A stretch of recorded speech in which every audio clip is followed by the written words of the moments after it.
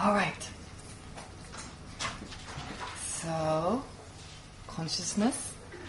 I guess consciousness is not that difficult to understand, the basic idea of consciousness and the objects, etc.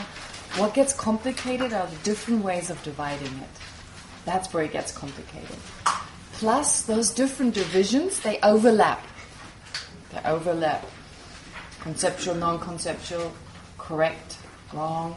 There's something that's conceptual, that is wrong. There's something that is non-conceptual, that's wrong. There's a conceptual one that's not wrong. So, it's a little confusing, but in the end, for me, I don't think anyone can really walk away, unless you have already some background, can walk away with like a total knowledge of all these different divisions, etc. But it's more meant to be a foundation based on which, when you learn more about it, you have some basic understanding. If there's an understanding, then remembering which is which category, those are just details. They're just things that come later. So to just have a sense that you understand, it makes sense. Okay. So, as I said, the most difficult part of Lorig is really the different divisions. Now you already are aware of a correct consciousness versus a wrong consciousness. So correct in the sense its main object exists. That's it. Its main object exists. That's a correct consciousness. Wrong means it doesn't exist. And of course, there's no sense you intentionally take this to mind, but rather it's because there's a mistake, there's a misapprehension. Okay? Of course, you could meditate like Donglen. When you visualize, you take on the suffering of all sentient beings, that you don't do that in that moment. So you're just visualizing that, but you do so intentionally. So that's not part of the category of wrong consciousness. But leaving that out, other than that, if you unintentionally perceive something that exists as non-existent, or vice versa, or a rope to be a snake, in any way, if your main object doesn't exist, it's a wrong consciousness. If it does exist, it's a correct consciousness. All right. Okay? Just with regard to the main object. But then you can also talk of a mind being mistaken or not mistaken. Here you mainly check in terms of how the object appears. Just from the point of view of appearance. Okay? If the object appears to exist independently, objectively, while it doesn't exist that way, then from the point of view of appearance, there's a mistake, which is why I called it a mistaken consciousness. But it doesn't need to be wrong, because the appearance, it could appear in a way in which it cannot exist, but in that way it's not actively apprehended. So therefore it could still be correct, but mistaken with regard to the appearance. So there's that distinction. That is initially also slightly confusing, but if you just think object of engagement is always main, it's always more relevant than just the appearing object, which is why being correct or not is determined by the object of engagement. Okay? While mistaken or not, object of appearance. Alright, so having looked at mind from the point of view of its object appearing, how it appears correct or not, then there's a further division, which is sense versus mental consciousness. That's pretty straightforward. I mean, even before we came to Buddhism, we knew about perception with the senses, and then thoughts, like mental consciousness, basically. So we may not apply this terminology, but we basically get what this is about. So sense consciousnesses, they need three factors that give rise to them. They need an external object, that is a visual object in the case of an eye consciousness, an auditory object in the case of an ear consciousness. So in other words, they need a sense object. Plus they need a sense power, and then immediately preceding awareness. And then, with these conditions coming together, you can have these individual sense awarenesses, the objects of which are very individually different, and the mind, of course, being quite limited to what it can perceive. All right, so that's with regard to sense perception, and then mental consciousness can perceive anything.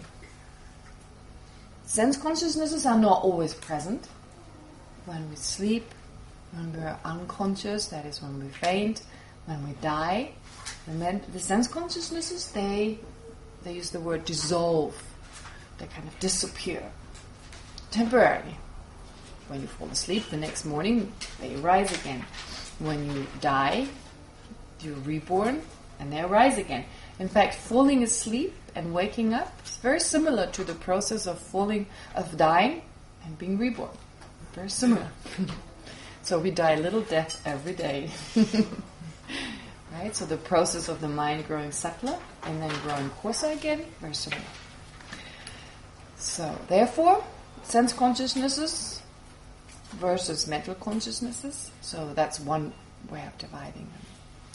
And then to be more specific with regard to the types of mental consciousness.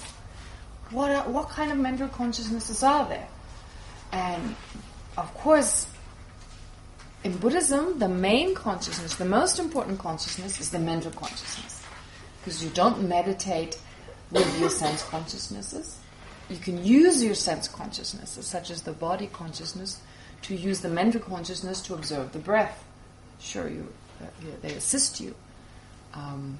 Even if you meditate on an image of a Buddha, for instance, like some symbolic image of the enlightening mind, even then you use the eye consciousness to previously look at the image, and then later on conjure up the image in your head, or in your mind, I should say, in your mind, in your mental consciousness. So you need the sense consciousnesses, you need them when you study, etc.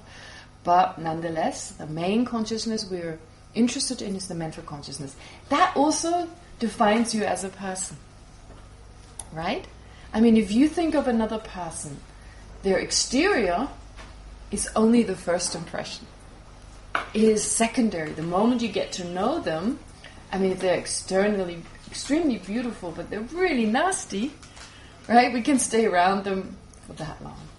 But even if they're externally not that appealing, but they're so kind, they're so loving, it's a real pleasure to be around them. So really, our main, they call it aggregate as in like the aspects that make us who we are, the main factors, like aggregation of different awarenesses, basically. So the mental consciousness is actually a coming together of different types of mental consciousnesses. So the main aggregate we have is our mental consciousness. That's the most important part. Whether we're kind or not is determined by that. We're spiritual or not is determined by that. We're educated or not is determined by that. What else? Hateful or not, determined by that. So it's really the mental consciousness determines who we are. Okay? So our external, a lot less important. It seems really important. It seems, I guess, myself growing up as a teenager, it seemed really important. But bizarre, because with other people it wasn't that important. It was only important that far. Right? When I was around them, for like 5-10 minutes, maybe when they were good looking, I was like, whoa. But then when I got to know them, that moved, I don't know, how would you say, like to a back burner? It was like not that important. Most important was the person. Like seeking their presence or not. Were they kind, understanding, open, listening, etc. So, therefore, we basically are defined, if you like, or we are who we are based on our mental consciousness, which is why it plays such a huge role. Whether we suffer or not, whether we have a lot of afflictions, because all afflictive emotions, they're mental. Okay. Love and compassion, of course, they're mental. Therefore, extremely important to better get to know our mental consciousness, to really get to know it. And then maybe some scary places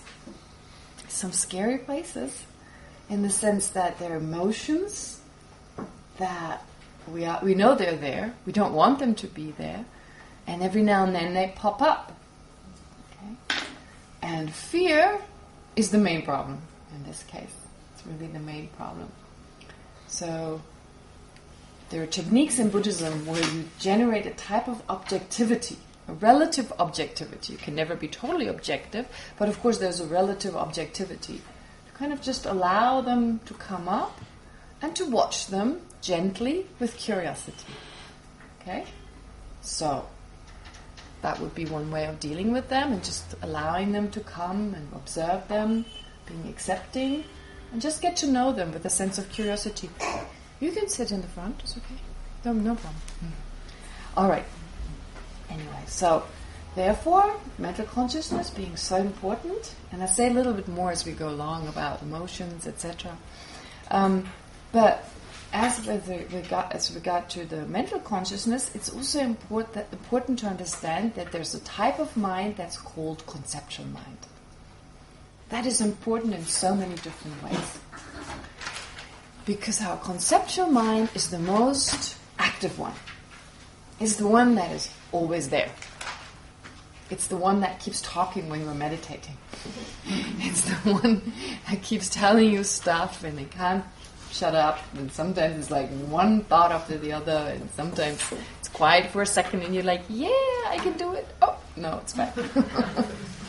Chatting, never, right? And sometimes you're very pleased with the kind of mind, and sometimes it's grumpy, right? Kind of like you wake up in the morning and you just don't feel good, right? It's the mental consciousness is just low. And what can you do? It's just there. And that defines you too. I mean, it's kind of like, that's it. Like, you feel good, determined by the mental consciousness, of course. Don't feel good, again, by the mental consciousness. So it's really that aspect that we really need to get to know, big time. And so in the West, sometimes the word control doesn't have the best kind of connotations, like trying to control the situation, as in like being like a control freak, whatever. But really, if you can control your mental consciousness, like another word they use, it's also like kind of a little bit weird language, subdue. Subdue your own mind. It's like, whoa, suppress your own mind. Sometimes people think that's like, it means that. But it doesn't mean suppress. It just means learn to control it, right? When there's a mind that has a bad mood, to get rid of it. To just say, well, that doesn't make sense. Where does that... well, first to understand, where does it come from? Where does that bad mood come from? Right? Understand the cause. And once you understand the cause, then you're able to move that around, well, the result cannot arise. So it's a very, very gentle way in which you get to know your own mind, you accept your own mind, and you make the changes that you wanted to make. That's it. That's, I said, spiritual practice is basically removing negative emotions and replacing them with positive ones. Well, the way I just described it, that's another way of looking at it. Just get to know your own mind, accept it with curiosity. Curiosity and humor is great. Curiosity and humor. Humor is very important. When you learn to laugh about your own mind, you're okay. When you learn to laugh about some of these weird emotions that pop up at times and just go, oh, there you are again. Hello. Where are you coming from suddenly? I wasn't expecting you. I don't have the time for you right now, but okay. Since you're here again. Right? So with this kind of like acceptance, because if you don't accept, then you start suppressing, and when you suppress, the pressure grows and eventually it pops up much greater than you'd ever wish for. So very important to not suppress it, but to allow for it to come. Allow for it to come, and that kind of acceptance and curiosity and sense of humor, right? I mean, our own mind, they're much funnier than a lot of funny movies. And it's continuous. You never run out of like, oh God, the episode is over, the series is over. No. Constantly. And it comes up with new things. It's very interesting. And especially the mind to watch is the self-centered mind. Oh, it's so clever and so tricky, right? There's the self-centered mind. So to learn to distinguish, there's the self-centered mind. Sometimes it lies quiet, and other times it's there. It's raving, waiting to be heard, waiting to act out, right? So I love that. I checked this with one of my teachers. I've had this experience for years now. I try to really... Sometimes I can do it, be more subdued, more kind, etc. And the self-grasping comes up like an elephant. It's almost like I've pulled it too far, and now it's coming out really stronger. So I asked one of my teachers, this one I told you about, I said, it took me years to even put it into words, right? I was like, what is this? Am I just imagining it gets stronger, or does it really get stronger? And he said, yes, a lot of people report the same thing, that there's a sense because for a while you quieten it. It's not even suppressing it, but it's used to be very active. And because it used to be quite active, if you just let it go for a while, it'll come back. So it's like you need to be constant out on the alert of this kind of mind that comes like, I am more important. So it's so funny when you do, like you're generous, for instance. Of course it comes in. When you're kind, it comes in. What does it want? What does it need, the self-cherishing?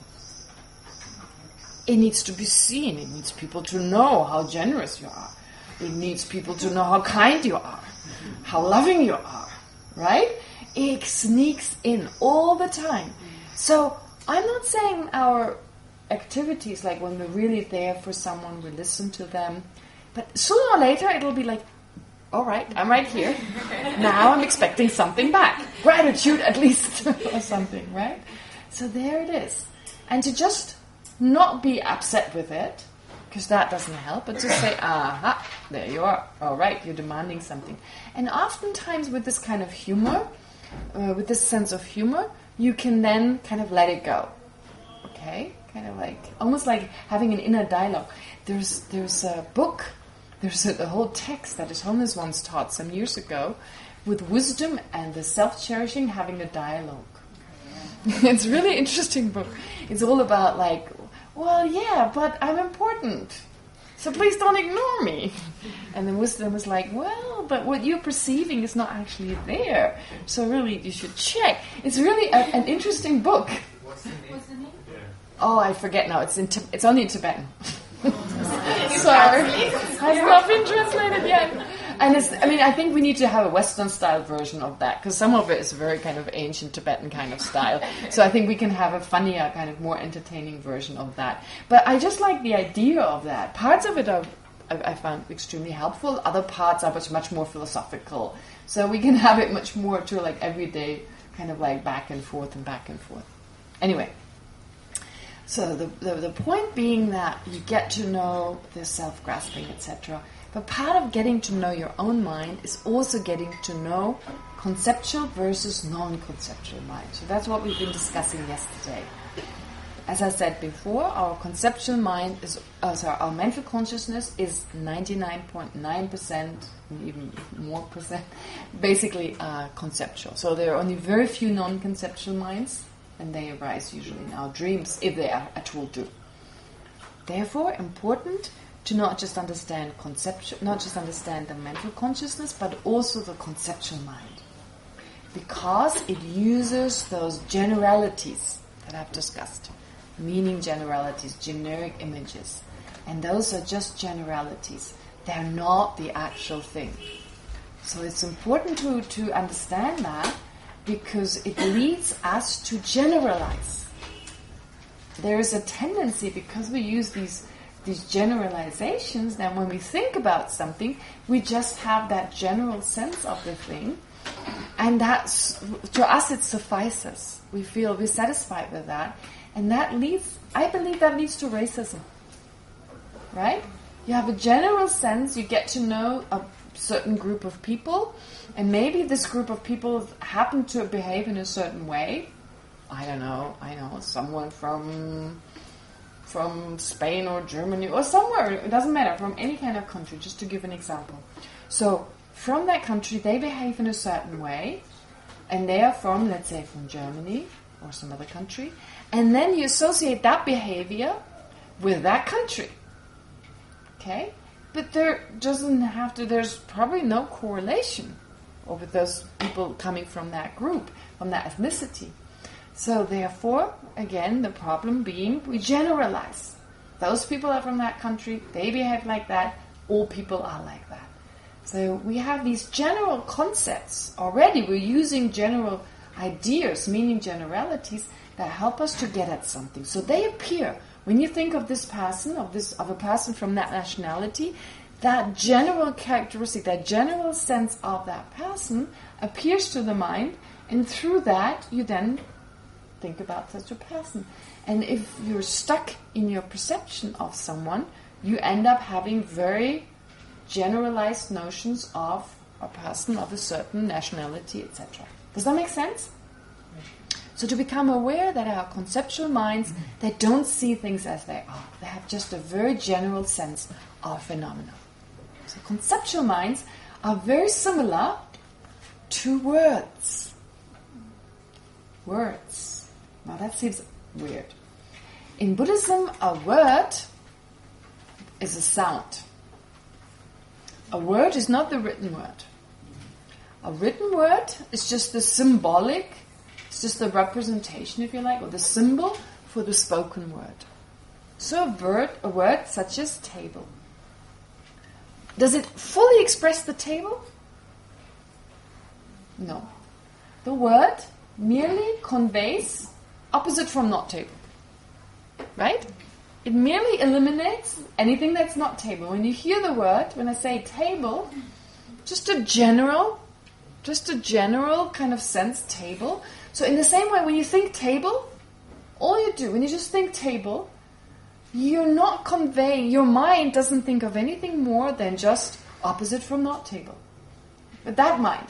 Of course, if you think leg of table, surface of table, then the mind switches to a different object. But when you just think table, just think car, okay, without changing the object. And of course, it's not possible for you to think of car, just car, for a really long time, because otherwise you could meditate for a really long time, right? You could focus on just one object and stick with it. So usually we think car, then we think this, we think this. It goes back and forth very quickly. So we're not even aware that when we just think car, that in that moment, the mind doesn't think anything else.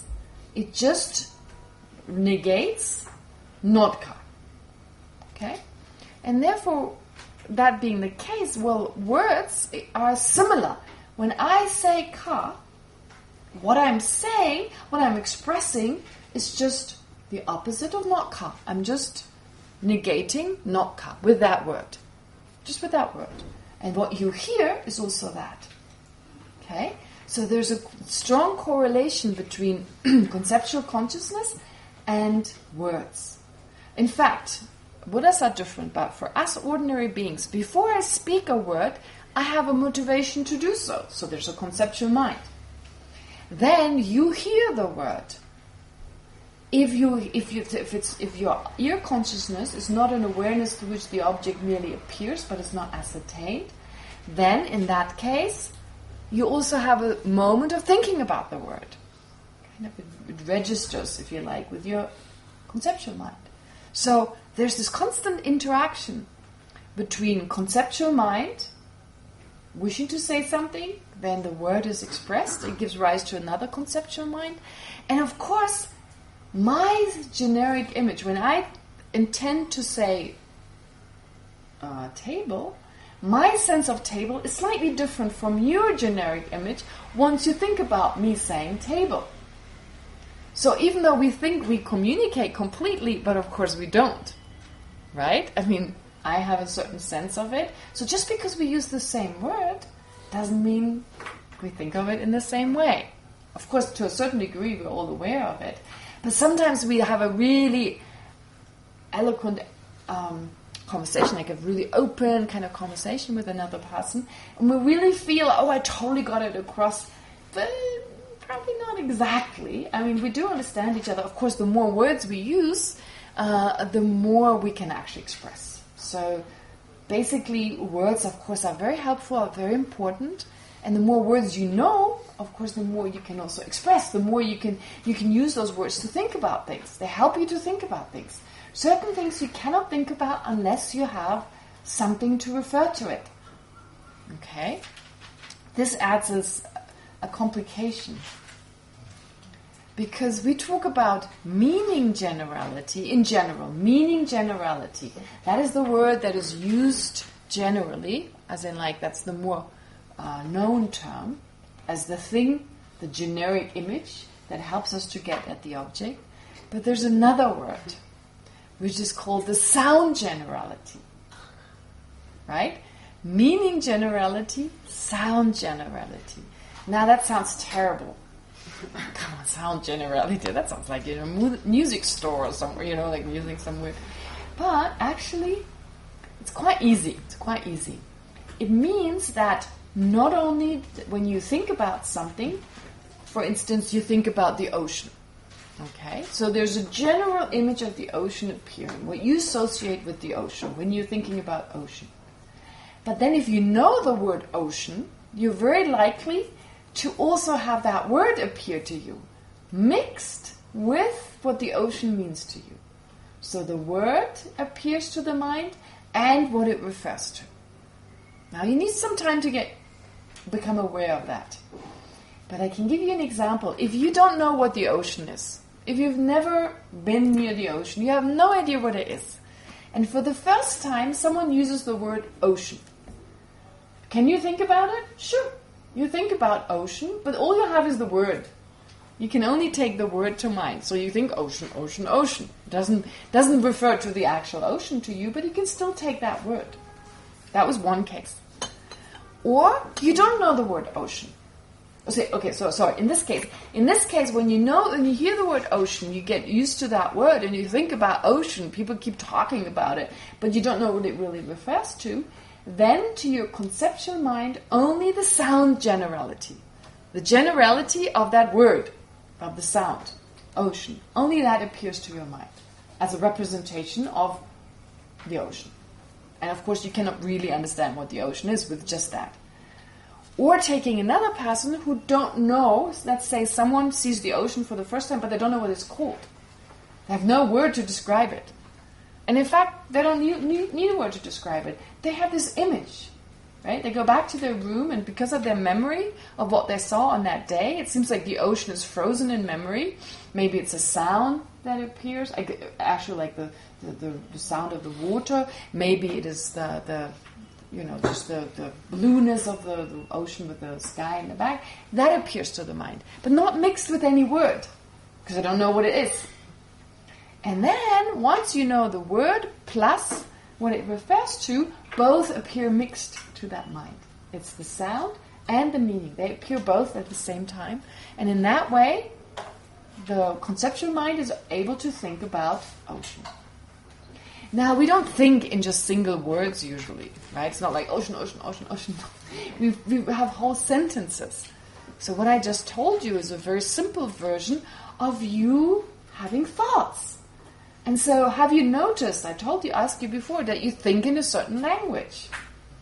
That really means that those words are appearing to your conceptual mind, and they appear together with a certain meaning as well.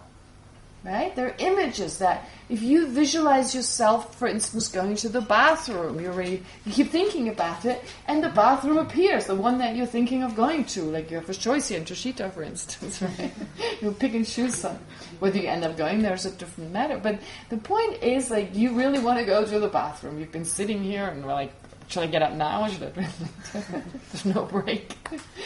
And sometimes people can go, they kind of get up a little bit and they sit down again, and then at some point they eventually leave. And I'm already thinking, they've been waiting for a while. They get like a little bit more itchy. So you start thinking about it, right? You start thinking about it. There's an image. There are these words that you use. So here, if you watch that a little closer, you get to know your conceptual mind using words, using ideas that you have, and then you kind of plan ahead and do certain things. Does that make sense? Right? So you can watch that. You can easily watch it when the sense consciousness is when you're not so preoccupied with just having sense perceptions. Especially when you meditate, you can come to see this constant chatter. The constant chatter is the sound generality. Now, if you don't know language, you still have a conceptual mind. Even animals are said to have conceptual minds. The fact that a cow recognizes her calf from other cows is because the cow has a general image of what her calf looks like. She's created a general image and compares that. When then she sees a few calves around, right? So it may be the smell, it doesn't have to be the sight. It could be parts of the pattern, of course, or the size, whatever. The smell definitely plays a huge part.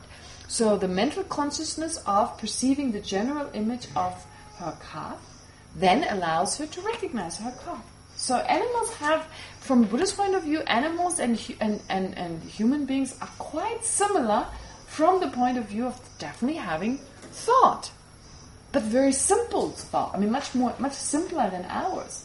But I'm pretty sure dogs, they have thoughts. They miss their owners, for instance. You can tell when the owner shows up. They go berserk. They miss their owner, or when the owner's not around for a long time, they may seem a little depressed and low, they're not as lively as usual. They can even read the expression on your face. I mean, they've learned, when you smile, you're happy.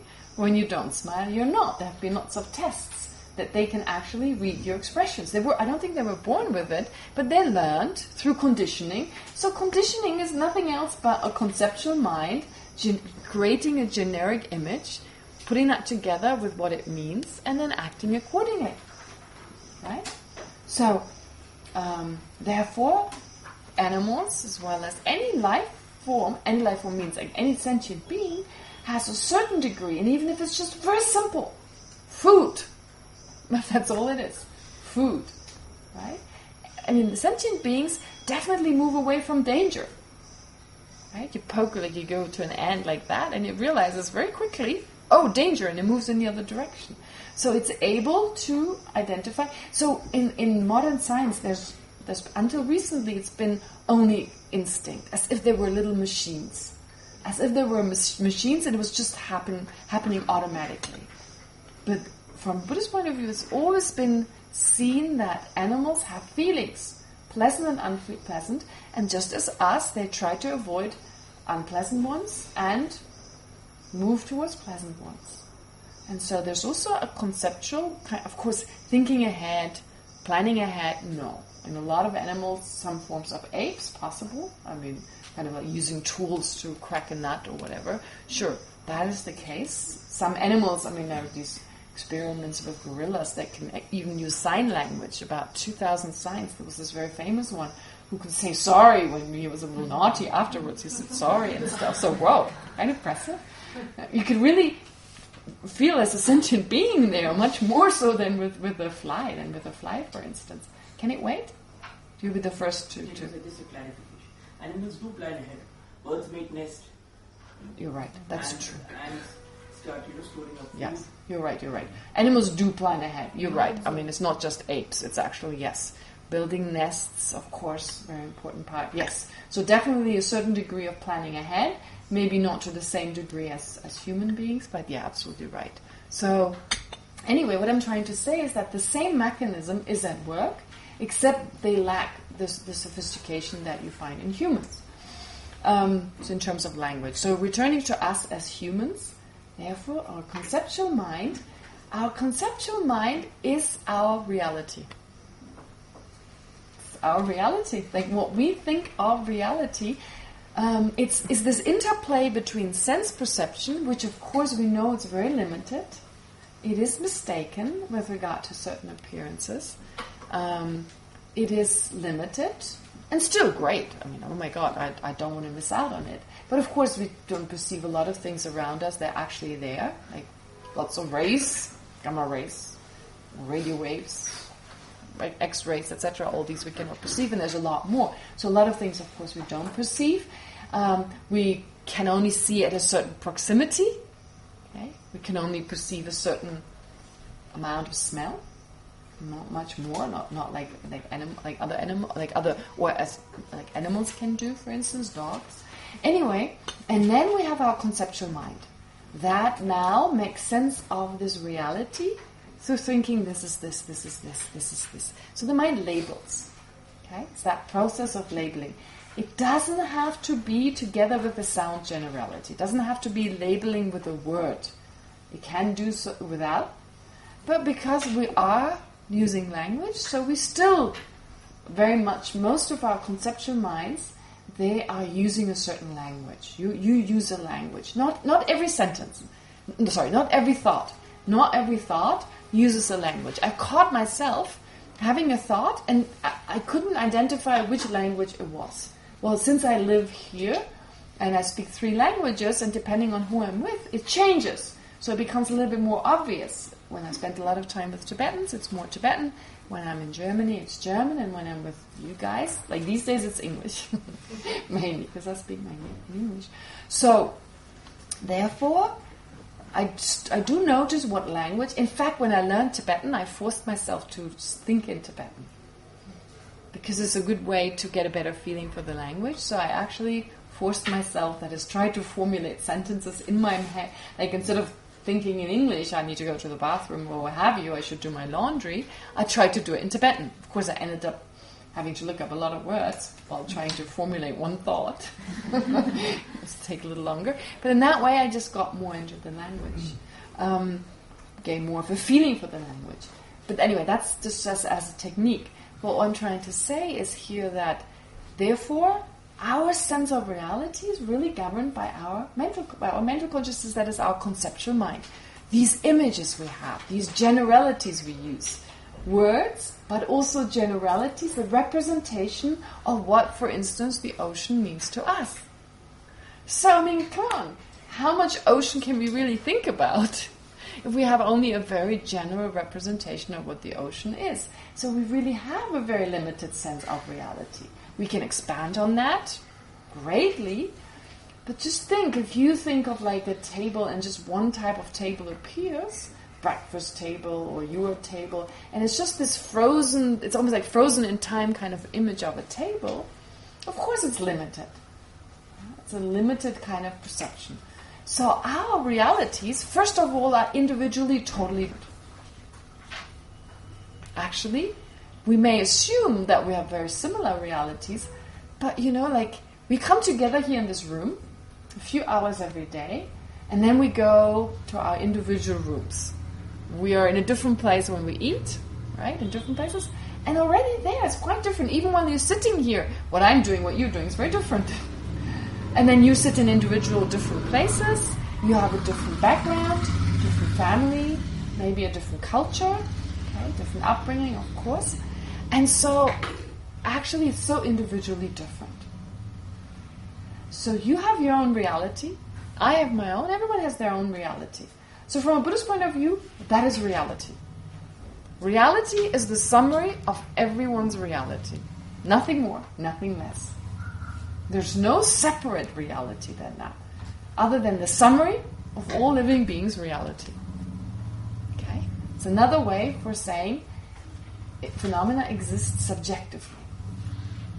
And to know that what we perceive is basically very much, not all of it, but a lot of it is a creation of our own mind, of our conceptual, of our concepts of reality, and it keeps going, it keeps talking, and there's this constant conceptual thought, like one thought after the other, one thought after the other. So when I say it keeps chatting and talking, it's just these thoughts, one after the other. And they reinforce previous thoughts and sometimes new thoughts. Of course, new thoughts arise too. Some of them are similar, they reinforce this. So our sense of a self, I said before, is really that. Our sense of I is just different thoughts. Thinking, I am like this, I am like that, I am like this. So if you take all those, if you could take those out and take little photographs of them and stick them all together, you'd have a collage. This is your sense of I. Those thoughts. I am like this, I am like this. I like this, I don't like this. People like me, people don't like me, blah, blah, blah. Whatever it is, all this with regard to yourself. So this is our sense of self. Can there be a separate self found? No. No. No, in the end, it's just these thoughts. And those thoughts are immaterial. And however scary they seem, they're not scary at all. We are afraid of them sometimes if they don't like them. If there's another mental consciousness, another conceptual mind that doesn't like it, then it grows fearful of them. But there's no reason for not liking it. It's just a thought that comes and goes. Right? And the beauty of this is, although it's limited right now, it can be expanded. That's the good news. You can do so much with this. If we choose to limit ourselves, well, that's what it's going to be. If we have these thoughts, I cannot do this, I cannot do that. So maybe our parents told us, okay? But that's in the past. The only reason we're stuck with this is because we have the same conceptual thought again. So now we need to learn the same conceptual thought arises. Is it in accordance with reality or not? Check it out. Right? Basically, if you learn about your own mind, well, there's nothing you cannot do. Maybe you cannot do it right now, but you can create the causes for becoming a Buddha, etc. So you can create the causes, but you have to still create the causes. So there's no instantaneous kind of enlightenment, etc., creating the causes, but that we can do. So it's actually quite liberating to realize right now we're very limited, but we can expand on that limitation. Really start thinking about how things really are, because a conceptual mind can do that. How do I really exist? What is that I? Very important question. Because I'm having these, every second thought is about I, right? It's part of this. I am this, I am, like that, etc. I need this, mine, me, right? So to get to know what is the I, what are others, etc. But the first step, of course, to understand roughly conceptual mind, what appears to the mind, a generic image, a sound generality possibly, which refers to an image of that sound, basically, or the word.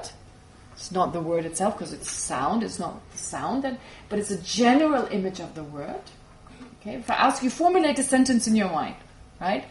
I go to bed, or something. Well, you can actually do that, but it's not the actual sound, because there's no sound that's to be heard. So that's a representation of the word. And then there's the meaning. At the same time, what appears, as I said earlier, possibly an image of your bed. Okay? Maybe of an image of yourself, how you look at yourself, which is very hazy. Not clear. Do you have a clear image of yourself? No. Can't have. Body? Pardon? Do you mean body or? Yourself. You say it's your body, right? So there's an owner who owns the body. Right?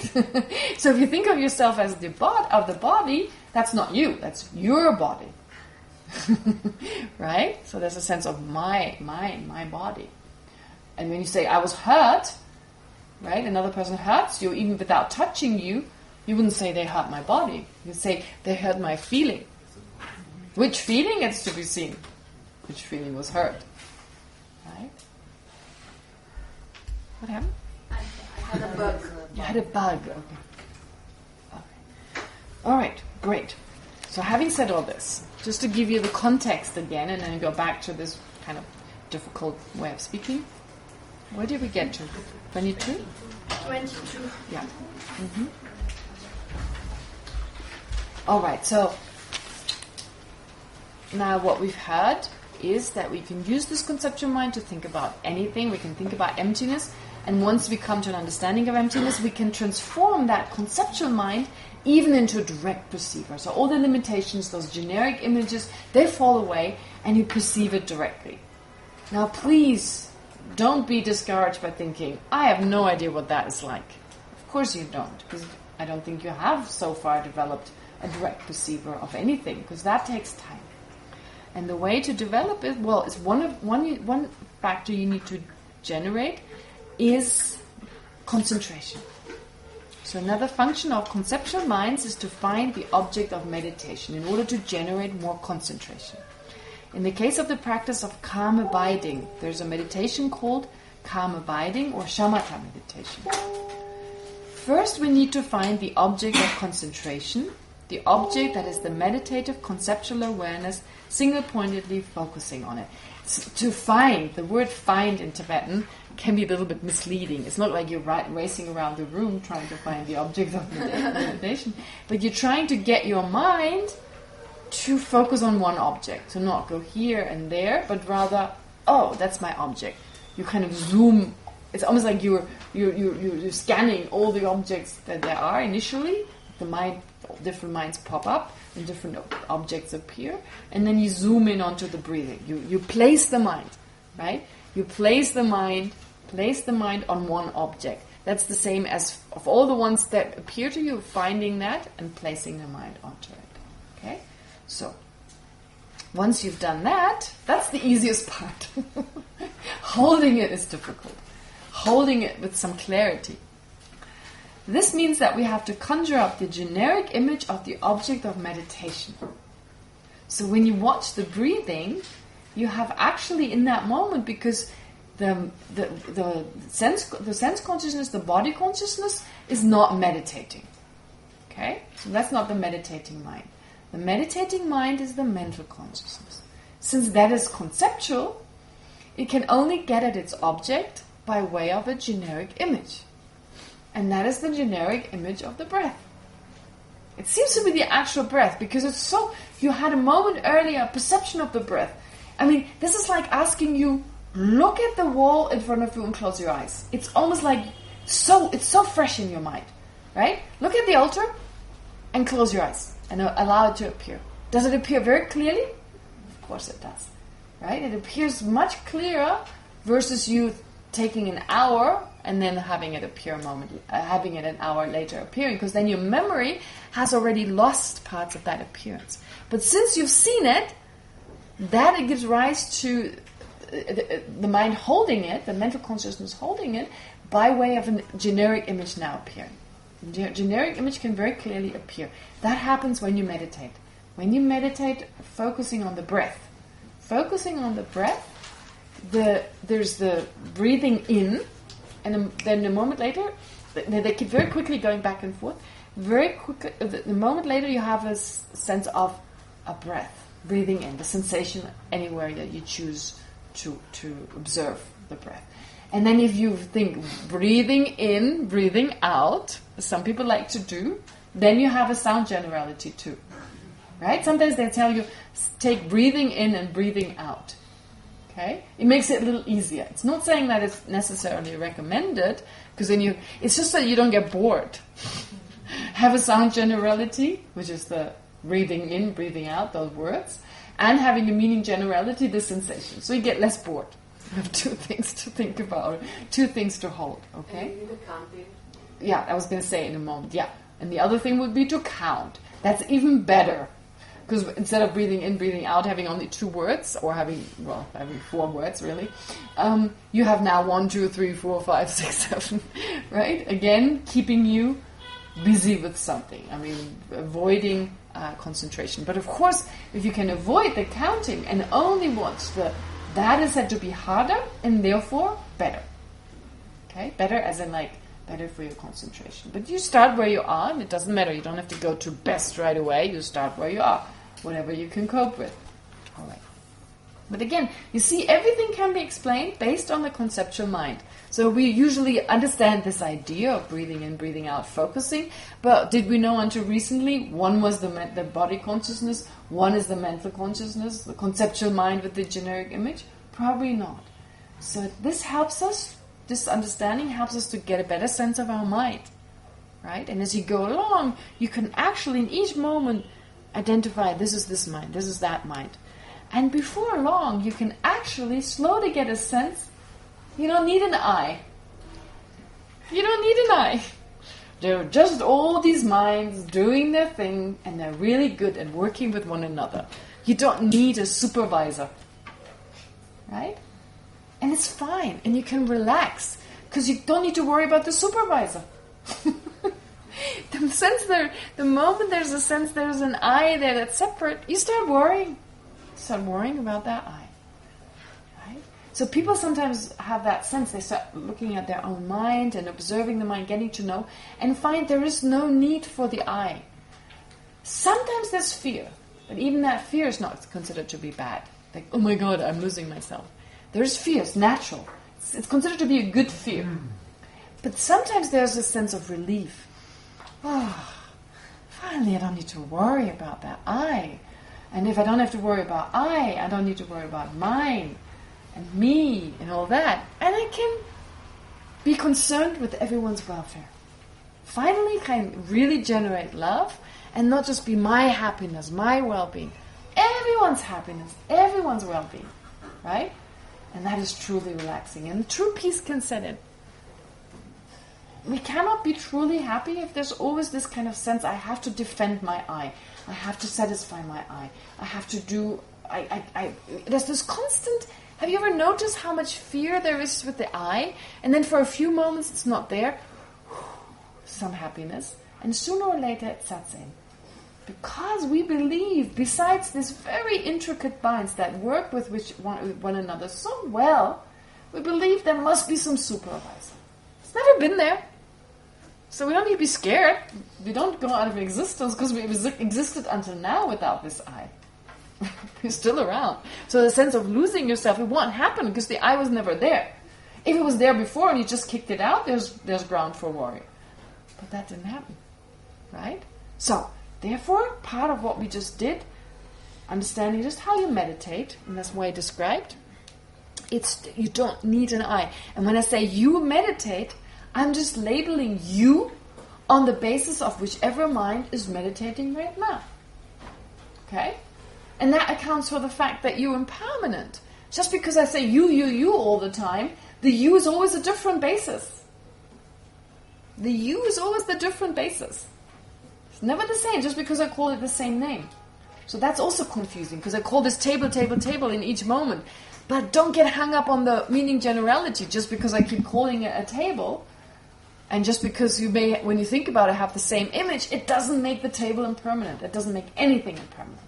This is also where the conceptual mind can be a bit of a problem because we have the same images appearing and that gives us a sense, this person never changes. They always do. They always say, I always do.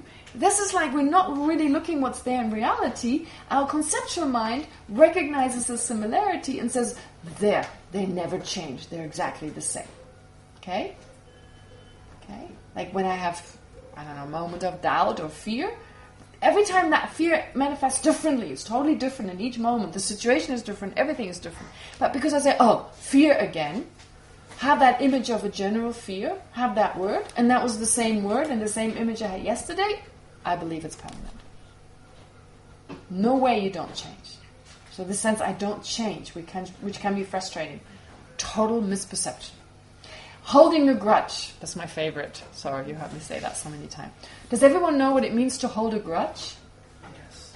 Who doesn't know that word? Because I said it before. To hold a grudge means when you're angry with someone to yesterday and you're still angry with them after a month. So you can't let go of the hurt that they caused you. So initially you get angry, but you can't let go of that anger. Does everyone know this feeling? Yes, we all know that, right? Yes. Well, some people are very quickly in letting go. Others take... personally, I meet people again and again. Some can let go a moment later, and it's gone for good. And others hold on sometimes for weeks and months. And usually the ones who hold on for a long time don't get angry easily. I know some Tibetans, they don't get angry easily. But when they do, they don't let go. And then those who get angry easily and they let go much easier. So we're all probably parts of that category. But this mind that holds a grudge is very much a mind that is there because of holding on to permanence. In which sense? When you... Usually the example I use is like when, like last week... Is there anyone called David? I won't say No, okay. Peter I won't say. I was tempted to say Peter, but I won't. So there's David, right? And David did something to me last month. And it was really hurtful, and I'm angry with David. The David who did that to me. And today I meet David again. And I'm thinking, that is the same guy. That's the guy who hurt me. Okay? Because he's still called David. And in my appearance, how he appears with what he did to me last time. I have that image of the hurt, however that manifests. So now, I'm not intellectually thinking, David hasn't changed. I'm thinking, that is the same. That is the same guy. He's the one who hurt me. If that were the case, if he were the guy who hurt me, if he is the guy who hurt me, that means he's the same guy.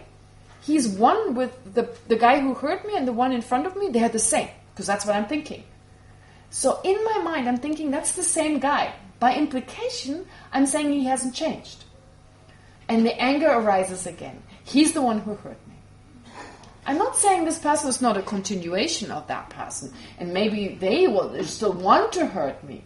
But that's all a different matter. But that's not how it appears to me. To my mind, same guy. That is a very strong. This is a very good indication that we hold on to permanence, right?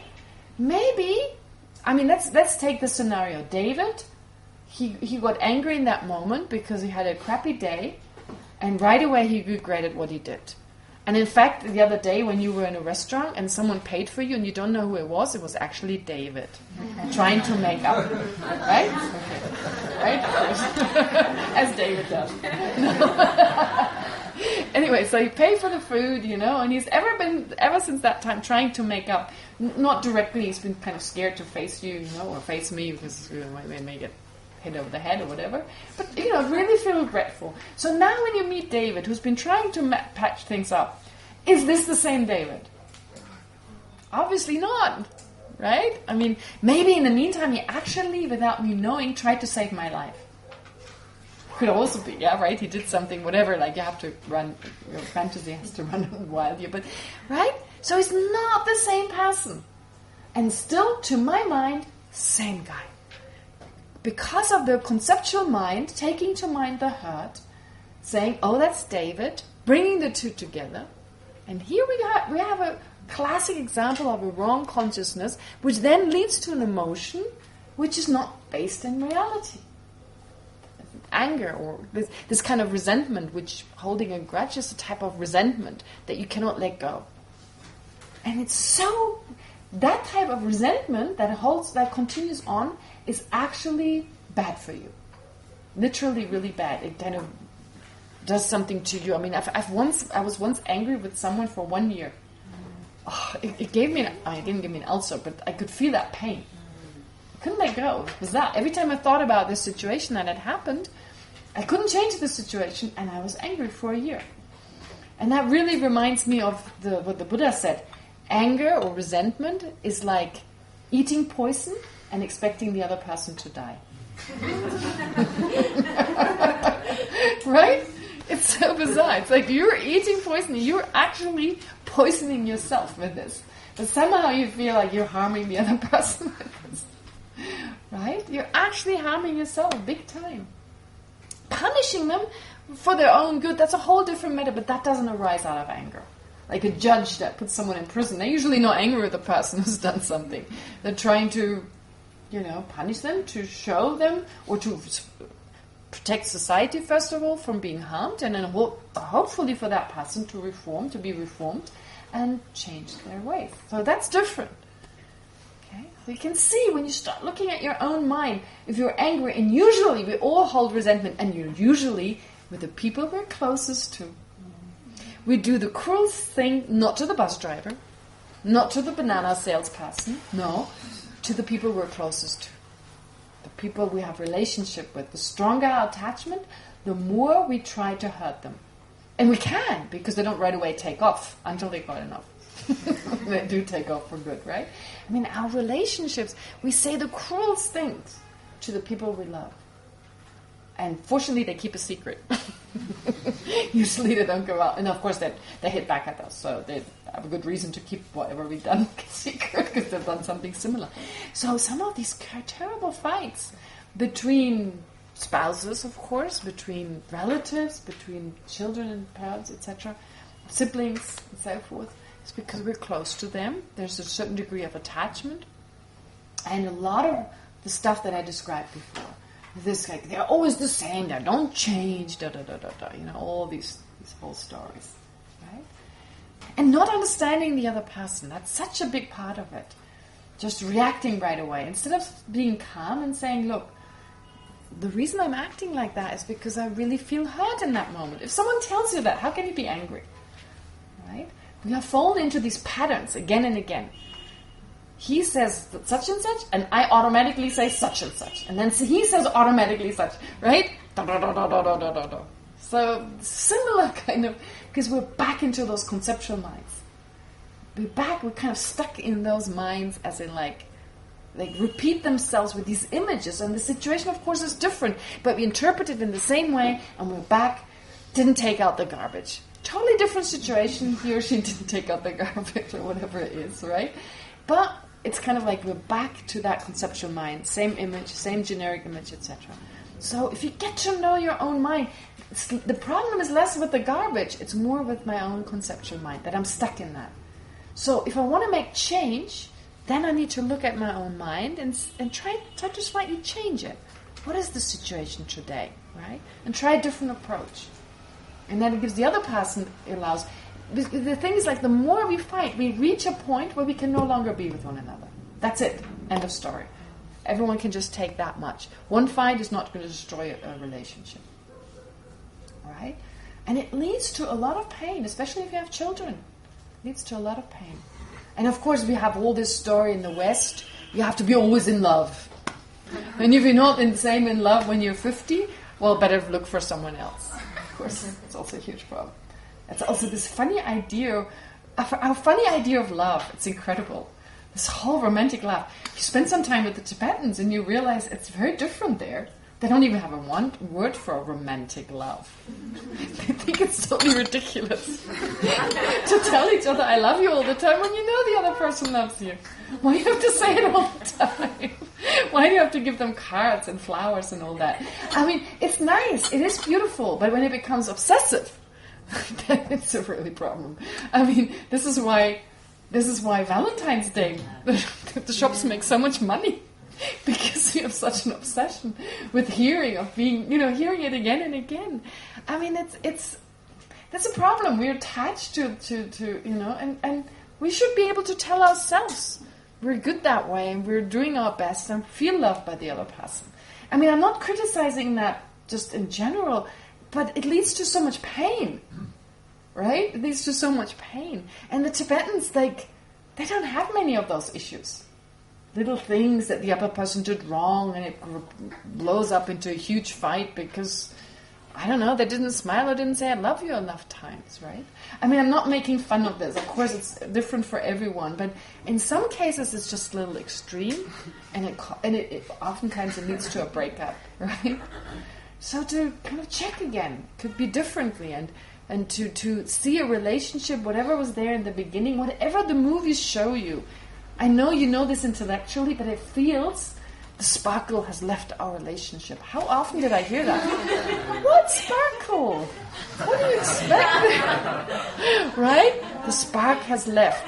Of course, there have been different sparks. You can't explain I mean, if it was always like you just got to know each other, I mean, that's a lot of work to get to know each other's fold, and you've gone past that. So the first spark is gone. Great. Now you know each other better. Right? So our relationships, honestly, even Buddhist practitioners, somehow I see it again. Even Buddhist practitioners. And I'm thinking, I know I'm a part of that, except I don't have a relationship. If I did, I'd be like everyone else, I'm pretty sure. How come the Dharma does not go to that degree? Two Buddhist practitioners, they were monks and nuns when they got to know each other and maybe disrobed. Divorced 20 years later. Why? Why couldn't you make it work, right? And I know I'm just like that. Sorry, I hope I'm not. I'm just wondering, and I know I'm just part of this, right? I'm part of this. I would be just like that. This is why I'm thinking Buddhism nowadays is a hobby. It's not a lifestyle. Buddhism has become a hobby. That's why I'm thinking. You know, in the past, it was more than a hobby. It was a lifestyle. You dedicated in every situation. It was there. Nowadays, it's more like a hobby, even for me. Monks and nuns. You know, am I in each moment giving my very, very best? No. Second best. No, I'm not trying to be so negative and all that. No, don't worry. Yes, we are, and don't take it like this. I mean, it's always easy for me to say, because I say it with like bit of like cracking a joke, etc. I don't mean it that way. The only thing I could say, this time is said to be the degenerate times. The Buddha has predicted that this is going to be a degenerate times.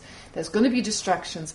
If you really practice the Dharma, you will progress much greater than if you practiced 2,600 years ago. That's the good news. So the good news comes at the end. Right? If Buddhism...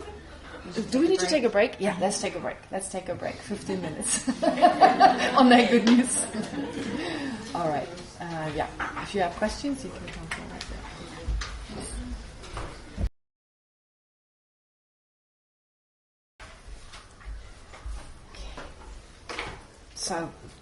back to calm abiding. I know I go off topic a little bit. But I kind of do it intentionally. The reason I do it is because I want you to get a fuller sense of everything, how everything connects that we go through, and not have it to be just so abstract. So I'd rather not finish, and I'm pretty sure we will, rather not finish and just create the kind of background that things make sense and they're not just weird terminologies. So to give you examples and relate it to your personal life. So then you carry it away without the knowledge as such. You have an understanding and carry the whole thing with you. So, hopefully that's in some way beneficial. Okay, I'll continue then. This means that we have to conjure up the generic image of the object of meditation, such as the movement of the breath or the body of the Buddha, before we can settle on that object single-pointedly. Now, just someone asked a question in connection to that sometimes they're told, don't try to create an image in your mind of the breathing. But that's different. Here, you conjure up, their generic image is going to be there automatically of just the sensation.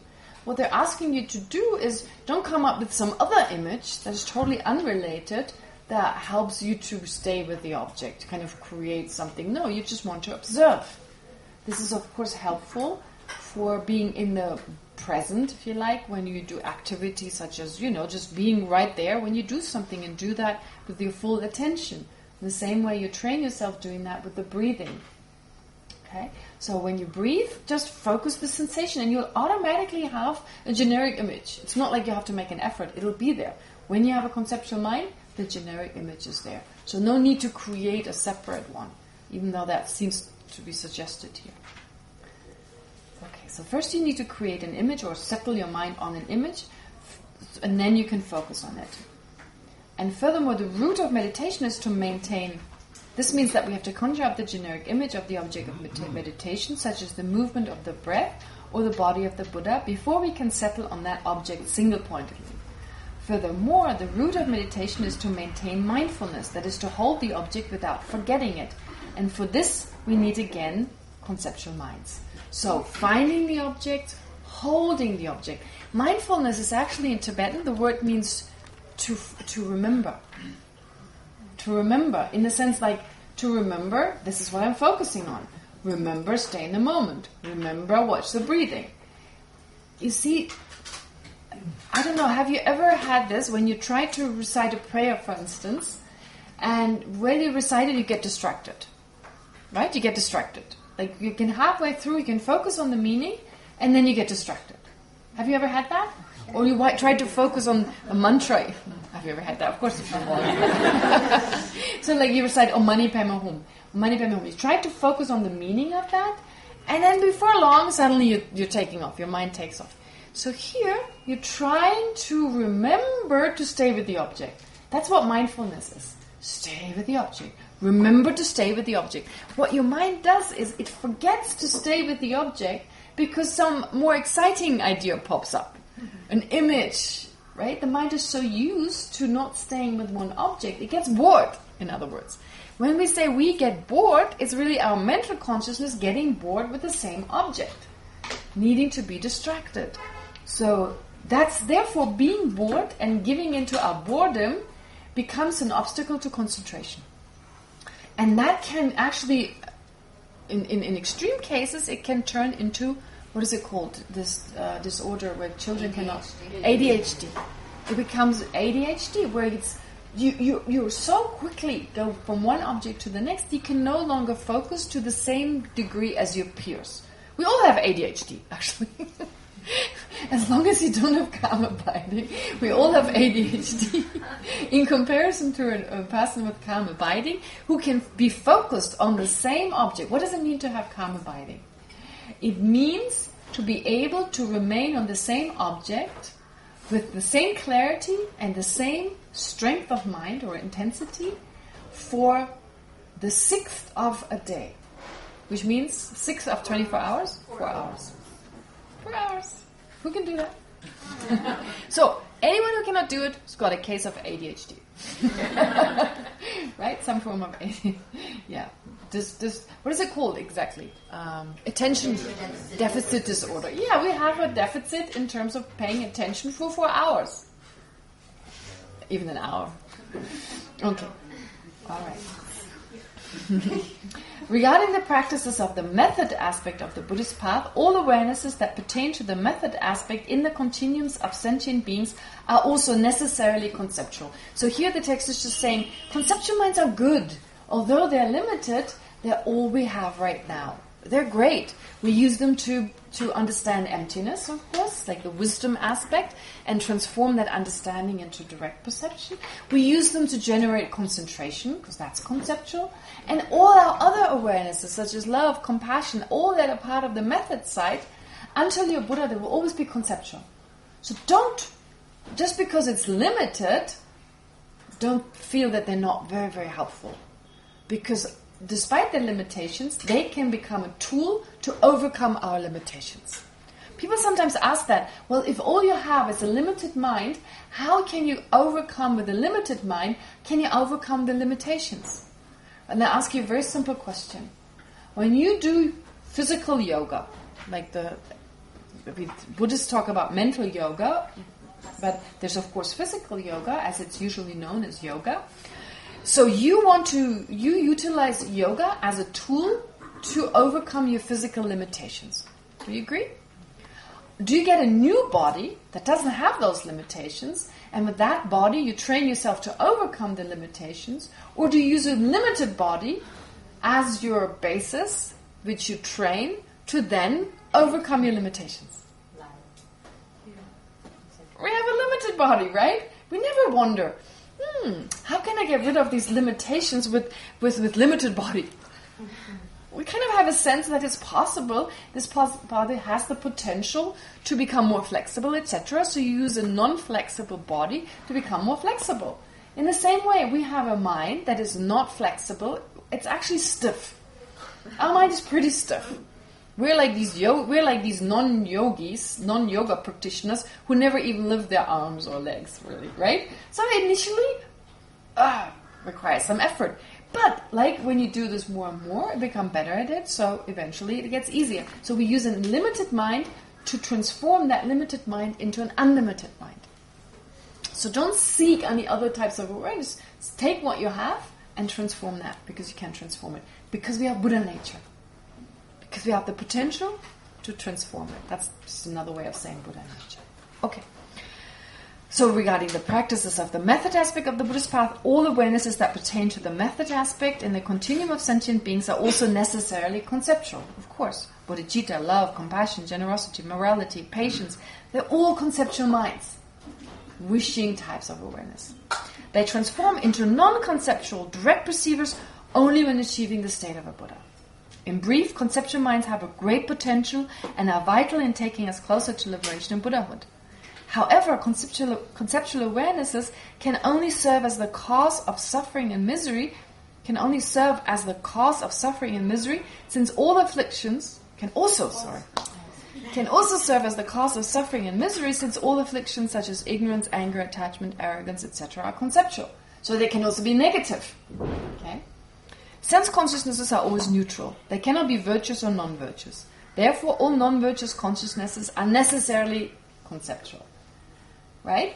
But it's the same thing with human beings. It's better to be a human being than an animal to practice the Dharma. But a human being can do the most terrible things. Most horrific, horrible, negative things. But they can also do the most wonderful, positive things. Animals cannot do these horrific, negative things. But they also cannot do the incredible, positive things with that animal body. Once they're born human, they can, of course. This is why human rebirth is considered to be more beneficial, and so that animals have the same rights as humans in the same, their happiness, they deserve to be happy just as we do. So we shouldn't, for our own happiness, kill animals, unless it's really necessary, if it means saving more human life. If that's the case, then it can be acceptable, but in general, no. In general, we should not kill animals, etc. But what we're trying to say here is that something that can be extremely powerfully positive can also be extremely powerfully negative. Except the Buddha. But us as human beings, we have the potential both sides. And the same is true, well, that is the case because of our mental consciousness. Our mental consciousness can be so powerfully virtuous, but it can also be so powerfully non-virtuous. Okay, so to look out for that. And the sense consciousnesses, so to try and train your sense consciousnesses, there's not much point because it's always going to be neutral. It can never be that virtuous. It can never be of benefit to others unless it is directed by the mental consciousness. Okay. Now, non-conceptual consciousnesses. As explained above, all sense awarenesses are non-conceptual. That's easy. They're all no imagery, directly perceive the object. No need to explain. However, there are also mental consciousnesses that are non-conceptual. Non-conceptual mental consciousnesses are twofold. Dream consciousnesses that are non-conceptual mental consciousnesses and yogic direct perceivers. So, in the lower schools you have other ones, but they're not accepted by the Prasangika. And if you have enough time, you can learn about them and debate upon them. But if you only have barely 10, 11 days, I don't see any need for that. So if you want to go into more details, there will be other classes that you can join. In the continuums of ordinary beings, some dream consciousnesses are non-conceptual mental awarenesses. All other mental consciousnesses are conceptual. Now, the next part, the yogi direct perceiver, this I read at the very end. Okay? Because this really goes into basically, well, it fits in here in terms of the conceptual versus non-conceptual, but I think in terms of your understanding, we can wait until the end. Kind of saying, this is the basic explanation of the mind, but this is what you can do with the mental consciousness, to transform it and attain liberation and enlightenment with it. So please allow me to now go through the next pages. It doesn't just start on 20. Yesterday I said we'll not do we will stop from page 25. I said that yesterday, but actually I'll want to leave it at page 23. Sorry. Yeah. Can you give an example of non-conceptual dream? A non-conceptual dream, yes. What is an example?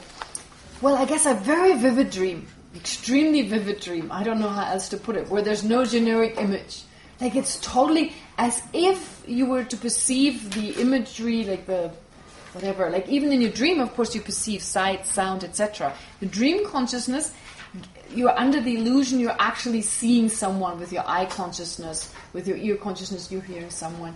But most of them are conceptual. They're not as clear. You need a mini generality to get at the object. But then there can be those ones where you don't need that. So I cannot give you an example other than explaining what I just said. And then you need to wait until you have your own dream, and maybe you can identify one where you think, oh, that was so vivid, that must have been a direct perceiver. Okay. Yeah. I have no experience of that. I mean, I just say that Lama Tsongkhapa said it. All right. Page 32. So leaving that now, still being with basic mind, so whatever we'll talk about now is pretty much still the same. Same as in like just normal minds. This applies to every ordinary mind. The explanation in between is more advanced minds. Okay, so the category of valid cognizers and non-valid cognizers. Okay, adding a little extra difficult term. Yeah, that's a little bit difficult. But it's just a matter of getting used to it. So consciousness, that is sense and mental consciousness, so whatever consciousness there is, can be classified into valid cognizers and non-valid cognizers. Okay? That is not the same as wrong consciousness and correct consciousness. Very important. Although the terminology seems to suggest that. But it's just a name. Never mind. So valid cognizer and non-valid cognizer. Valid cognizers are awarenesses that realize their objects of engagement. Okay? So you can have a correct consciousness that doesn't know its object, doesn't realize its object. That doesn't make it a valid cognizer. Now, let me check your understanding. Can you think of a sense consciousness that doesn't realize its object, that doesn't know its object? Can you think of a type of sense consciousness that doesn't know its object? Momentary Eye consciousness. the atoms of the cup. Particles on a table. Oh, okay. So the eye consciousness, but there is no... Okay, now this is slightly different. Like an eye consciousness doesn't realize the subtle particles of the table. But it realizes something. It realizes the table. Okay? So its main object, the table, it can realize. Because it's main... In this case, when I say eye consciousness perceiving a table, It can realize its object. It can realize at least the table. But can you have an I consciousness apprehending a table that doesn't realize the table? When another sense consciousness is active. When another consciousness, very good. When another sense consciousness, for instance, realizes sound. Remember? What is that awareness called? When it itself, there's the attention is focused on a sound, for instance. So in that moment, the I consciousness becomes an awareness to which the object appears, but is not ascertained. Very good. Great. So, is that a correct consciousness, the awareness that doesn't realize the table, but it's still an I consciousness apprehending a table? It just doesn't realize it. Is it a correct consciousness? Why is it a correct consciousness? Because the table exists. Right? I consciousness, just the way I formulate it, an I consciousness perceiving a table, or an I consciousness apprehending a table, when the ear consciousness actually realizes sound. As we've heard, if one of the 6 consciousnesses realizes its objects, the others don't. Which therefore means, if at the time when an I consciousness apprehending a table, if at the same time you're engrossed in a sound, right, to put it into everyday language, when you're totally engrossed into the music, in your eyes are just basically looking, you're kind of staring at the table. That is an I consciousness apprehending a table. It automatically does that, but nothing registers with you. So your I consciousness doesn't know table in that moment. And you won't remember table later on. Okay? Yes. Sorry, it's a clarification, but I'm a bit confused. You used the term correct consciousness, and I'm so confused because I thought it's all mistaken consciousness. So No. Okay. I consciousness has an object of engagement and an appearing object. Okay? Your I consciousness. My eyes are now your I consciousness. Okay? There's an appearing object. This is an important distinction, and people always get confused about this distinction. So, every time you have an I consciousness, every time you have a sense consciousness, there is something that appears and something that is your main object that the mind apprehends. Does that make sense? Always. So, if that's the case, if you always have those two aspects, now you check what is it that appears and is apprehended both? What is it that only appears but is not apprehended? What is it that is apprehended and doesn't appear? Does that make sense? So, let me ask you. What is it that appears but is not apprehended? Something that appears but is not apprehended. When you take an I consciousness perceiving a table. The subtle particles, for instance. Can you think of something else that appears but cannot be known? Subtle information, subtle change. In a crowd, there are 1,000 faces, you register only 10, 15. Yeah, that's the same as but something that cannot be known ever, because it doesn't exist. Tim, can you think of something that appears to that I consciousness? It appears, but nonetheless it doesn't exist, and therefore can never be known. Inherent existence. okay, Right? right. Don't forget that. Inherent existence. That appears. That appears to the mind, but it's never the apprehended object. It cannot be known. It doesn't exist. Okay. Now, is that mind, with regard to its main object, is there any mistake with regard to its main object, the thing that it apprehends, the table? No. No mistake. It apprehends its object, so it's a correct mind. Its main object exists. The table exists. But it's got that appearance. Therefore, with regard to that appearance, because one of its appearing objects doesn't exist, that is inherent existence, we say it's a mistaken mind. But it's still a correct mind, because the criterion for a correct mind is whether its object of engagement, in this case the table, exists or not. Yes, it exists. And inherent existence never becomes the object, the object of apprehension, because it's merely appearing. Does that make sense? Yeah. So, this is an important distinction. I'm glad he brought it up, because we may still get confused. Correct versus mistaken. So as long as you have the appearance, mistaken is not a problem. Wrong is much more of a problem. Okay? Mistaken, all our minds are mistaken. We all have that the appearance of inherent existence. I wasn't going to take... It's about the same thing. Okay. Just wrong and erroneous is the same, or it's two Wrong and erroneous. Erroneous. E-R-R-O-N-E-A-O-S. Okay, yeah. Erroneous. Not ironic. That's what I was going to give you the spelling. So, yes, they're the same. It's just a harder word to pronounce. So, so I think wrong or erroneous. Some people. It just depends how you. It just depends how you use the word. You could use it as an equivalent to mistaken, or you could use it as an equivalent to wrong. Okay, we're just using words from the English language, and even in Tibetan, sometimes they're not totally consistent with their usage of words. So once you understand the meaning, then with the words you can be a little bit more flexible. Like just the appearance. The appearance is secondary. The appearance to a consciousness is secondary. Most important is what the mind apprehends.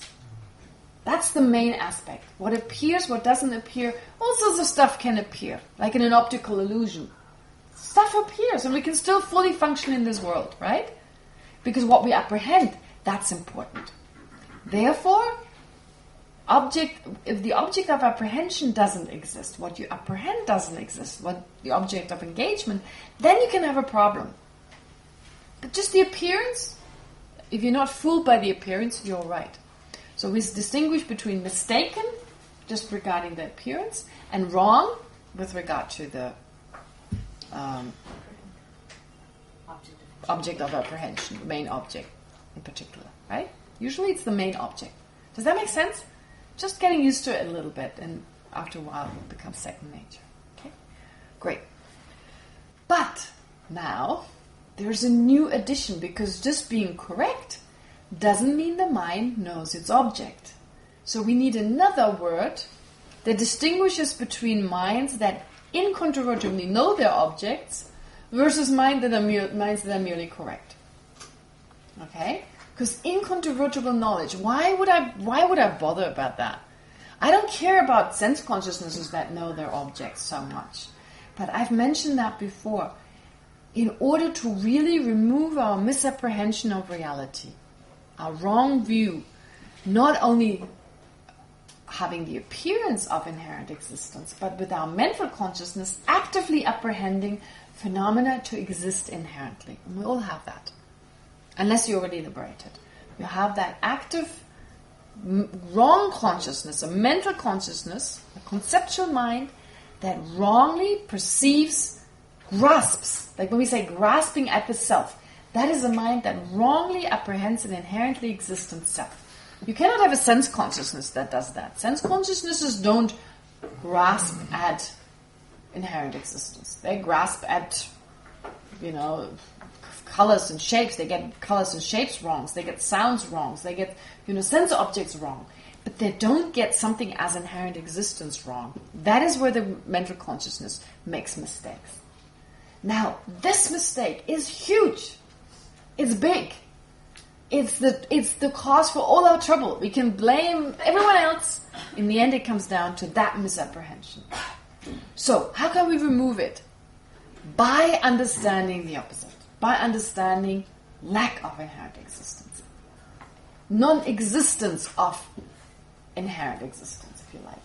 Like no inherent existence. Non-inherent existence. Once you understand that nothing can exist that way, then the mind can be removed. But you need to realize it. Just believing in it will not remove your ignorance. Therefore, in valid cognizer, it's important. We need to understand what is the difference between a mind that, although it's correct, it is not strong enough to remove the ignorance. It has to know its object, realize its object. Okay? All right, does that make sense? Yeah? So that's why another category is introduced. Valid cognizer versus non-valid cognizer. A non-valid cognizer just means a mind that doesn't realize its object. A valid cognizer means a mind that realizes its object. We don't have that many mental consciousnesses that realize their objects. We don't have that many, but we can we can do a lot, and it's fine. In most cases, conviction is okay. I can be convinced this is the right way. And in most cases I'm right and I go the right way, I follow that road and I get to the right place. So even when you're a Buddhist practitioner, there's not that much you need to know. There's not that much you need to realize. Conviction, if you're just convinced, for instance, in the law of karma and act accordingly, you'll be alright. My actions have consequences. I don't need to know that. Okay? So it's okay. We don't need a valid cognizer when it comes to karma. We don't need a valid cognizer when it comes to rebirth. It's helpful, of course, at some point, and you will automatically realize it at some point, but you don't need to work so hard on it. What you really need to work on is understanding reality. That's what we need to understand. And because our ignorance, our misapprehension is so powerful that unless you realize that its object doesn't exist. So realizing that the object of ignorance doesn't exist. What is the object of ignorance? Inherent existence. When you understand that the object of ignorance doesn't exist, you understand lack of inherent existence. Only when you understand that can you shake, can you actually reduce its strength. They say just having doubt that maybe inherent existence doesn't exist already shakes samsara. They say that, yes. But that's, of course, it's like how many people actually doubt that? But still, you need to do more. That's not enough. Doubting is not enough. Being convinced of emptiness is not enough. You need to incontrovertibly know. And then ignorance loses its hold. Then it loses its hold. And then your anger doesn't arise as easily. Your attachment is not there easily. And we're finally free. Really, there's freedom. Freedom in we're not free because we have all these attachments. We have so many attachments. So there's always this drawn by our attachments to this, that, and the other. So our attachments make us do all these things. There's no freedom. We're always busy because of attachment. And that attachment is reduced if you reduce ignorance, and ignorance is reduced when you realize emptiness, and you have to realize it. That's why you need to understand that there's a mind that can know its object in order to develop that knowledge yourself. And like I said, you don't need to have that many valid cognizers, but with regard to emptiness or subtle impermanence, for instance, those things you need to know. Okay, great. Therefore, we need to understand those minds first, the tools that we use to eventually then, of course, use them effectively to take up emptiness, make emptiness our object. So, valid cognizers are awarenesses that realize their objects of engagement. From the point of view of the Madhyamika Prasangika tenet, all awarenesses realize their object, although they do not necessarily realize their object of engagement. Okay, now this is an extra complication. They're not all valid cognizers, but they actually realize always something, their appearance. The appearance they're always aware of. Okay? Because they realize the object that appears to them. Even a conceptual mind. But whether it's a valid cognizer refers to the main object of the mind, not the appearing object, the main object. Whether you know the main object or not. If you just are aware, if you just realize the appearance, that's not sufficient. So you even realize the generic image. The mind itself realizes the appearance. That's why you can become aware of the generic image, of the image you have. When I ask you, what appears to mind when you think of car? You can tell me, you can describe that car. Big car, small car, maybe with a color, maybe without a color. You can describe it to me. Why? Because the mental consciousness that is thinking of the car knows the appearing object, which is the generic image. Does that make sense? So only the Prasangika says that. It's a little bit complicated. So the lower schools don't say that every mind knows its appearance. But yes. For instance, a conceptual consciousness that realizes emptiness also realizes the generic image of emptiness, whereas a wrong conceptual consciousness that apprehends the existence of a permanent, partless, and independent self realizes the generic image of that permanent, partless, independent self. Or even if you perceive the horns of a rabbit wrongly, perceive a flying cow, you're aware of the appearance of that flying cow. Just aware of that appearance, but you don't know it's a wrong appearance. You may still believe, there's a flying cow there. So you know the appearance of the flying cow, but you just don't know it's impossible. It's not like that you know it doesn't exist, the appearance. You just know the appearance. You know what appears to you, in other words. Usually the mind itself knows whether you later on can remember that or whether you're too distracted, to actually hold on to this, that's a different matter. But the appearance, you know. But there's a bit of a problem with the awareness to which the object appears but is not ascertained. Are you saying you know the appearance but you don't know the object? So there's a bit of debate on that. A little bit complicated, that one. I don't know how to explain that. So I find that a major problem with this. But never mind. In the end, it doesn't change so much in terms of main object, whether you know the main object or not. That's always different. Knowing your main object is different from knowing what appears to the mind. Okay? Does that make sense? I know it's Prasangika, it's a little bit more complicated, so I'm not saying it gets easier. Once we get to the mental factors, it gets easier. That's the only promise I have. So it's like I'm adding a few things that are complicated, but it'll eventually get easier when we come to the mental factors, when we come to them soon. So please bear with me that I'm adding a lot of kind of words here that are a little bit difficult, but honestly, it gets easier at some point. All right. So, therefore, having said so, the appearance you're aware of. So you are aware of the appearance of inherent existence, right? But since we believe this appearance is correct, right? Therefore, the mind is still mistaken or we are still mistaken. So inherent existence, for instance, this cup appears to be inherently existent. But it doesn't exist inherently, okay? So, therefore, the mind is mistaken. But the mind itself is aware of the appearance of inherent existence, right? It's aware of that. And unless we have an understanding of emptiness, we believe the way it appears is true. Even now, when we do believe inherent existence, if you ever catch yourself thinking, how bizarre this person thinks this music or this person is beautiful. If you don't agree, right? If you have this thought, how bizarre. The reason you're thinking that this is bizarre is because your sense consciousness has the appearance of the beauty of this appearance being existent within the person. Anything that appears seems to come from the side of the object. And when you think about it mentally, you identify beauty, for instance. You say, oh, that was a beautiful person. But what you remember is that appearance of inherent existence, objective existence. And to the mental consciousness, it appears as objectively existent. And in that moment, you see, there's always going to be a mind thinking what it really is. And then you have to remind yourself, but wait a minute. Beauty lies in the eye of the beholder. Or it doesn't exist inherently. So there are other minds that can contradict that. But usually we act upon the first mind that we're so used to, believing that things in and of themselves exist inherently. And we're still like, how bizarre. They think this is beautiful, right? You read something in a newspaper and you see some, I don't know, like women doing something that we wouldn't consider to be beautiful. I don't know, tattooing your entire face or something, like we wouldn't maybe consider that to be beautiful. And so it seems as if objectively this is ugly, if that's our opinion with regard to, let's say, those tattoos. So it's objectively ugly, we may think, right? So if that's the case, then actually it's not objectively this, that, and the other. It's only our own mind that labels beauty or ugliness.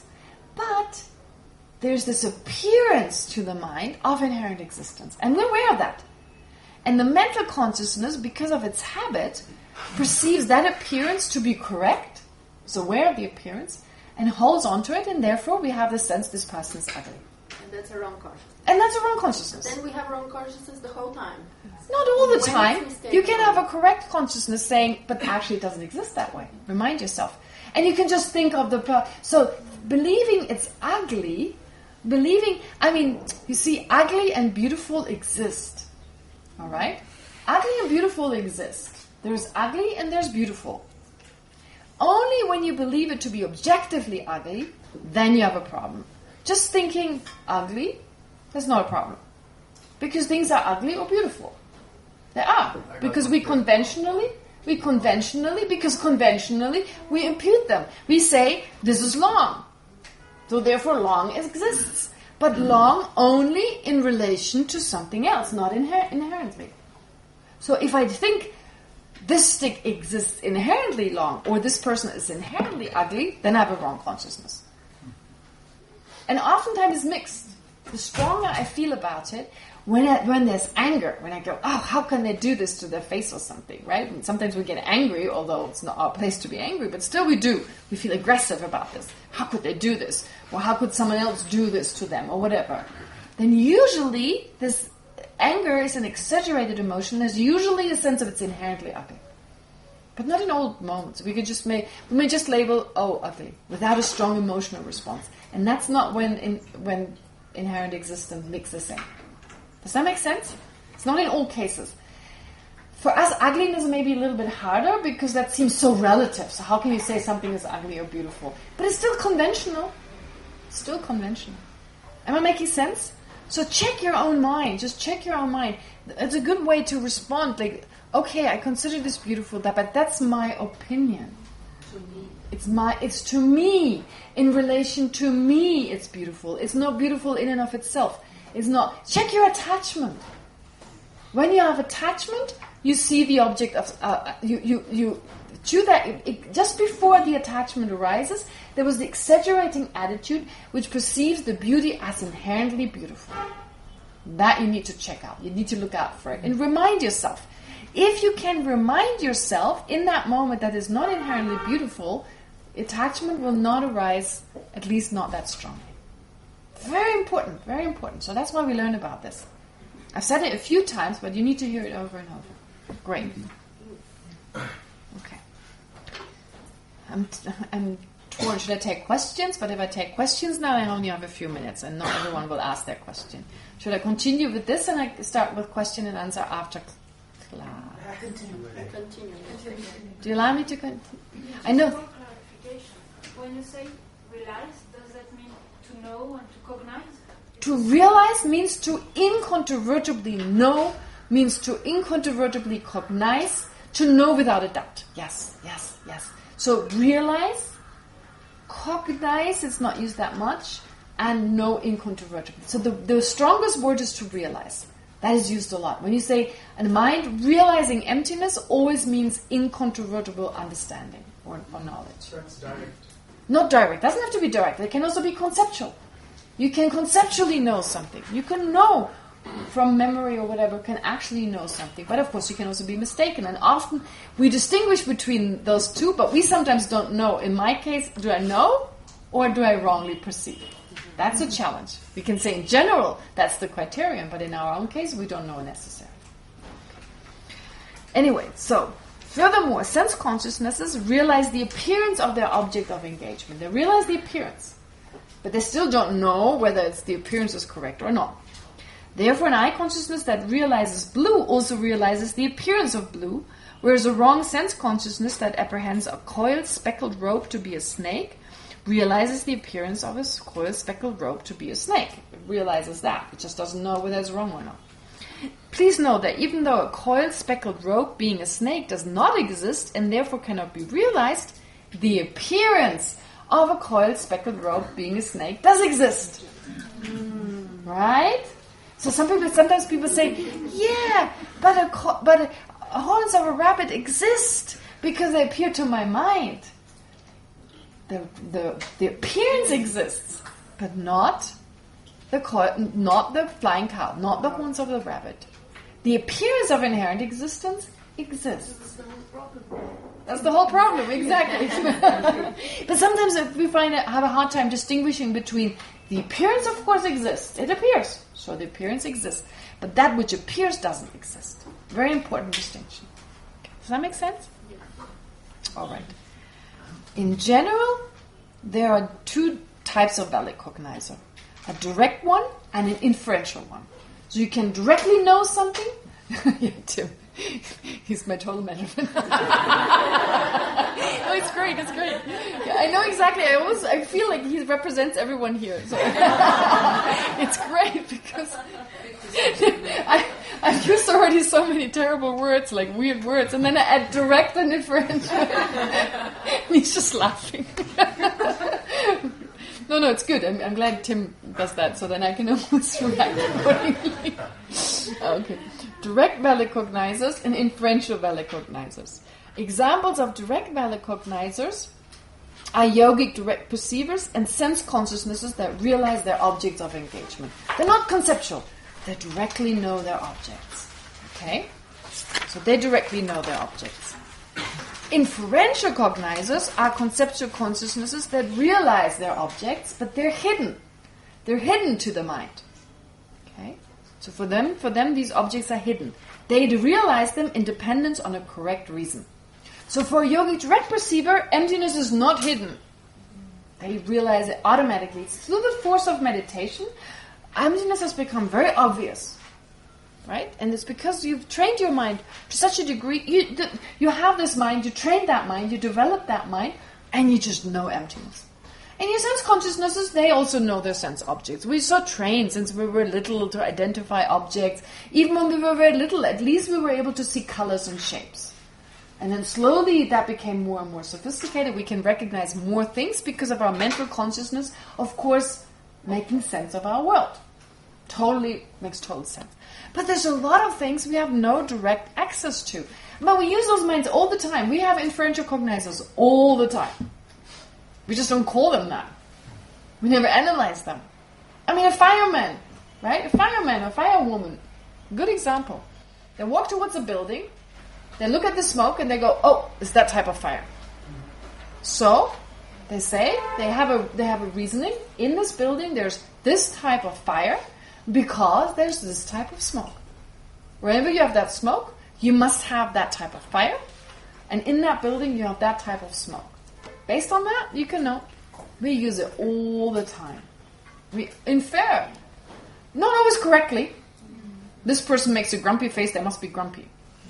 That's not the correct reason. We don't know whether the person is grumpy just because they have a grumpy face. But if we know a person good enough, well enough, and they're always... then we can infer at some point, right? Okay. We infer all the time. Weather, right? The weather is a good, infer certain happenings. We can say the weather is, we don't know exactly the weather tomorrow, but we can tell it's going to get cooler. There's no way, because all the causes and conditions are there. So, all the conditions are there, so we know it must get cooler. All right? So we can't know the future now. But because of all the causes and conditions haven't come together, there's no other way. It must get cooler. Does that make sense? So we can, therefore, mainly based on a result, we can infer its cause. Based on the result, you can always go back and trace it back. We can know the nature of something. For instance, because things are interdependently existent, they cannot exist in and of themselves. Makes sense, doesn't it? So there's certain signs, I said before, signs. Since everything is interconnected, there are always indications, kind of coarser signs that indicate something about that object.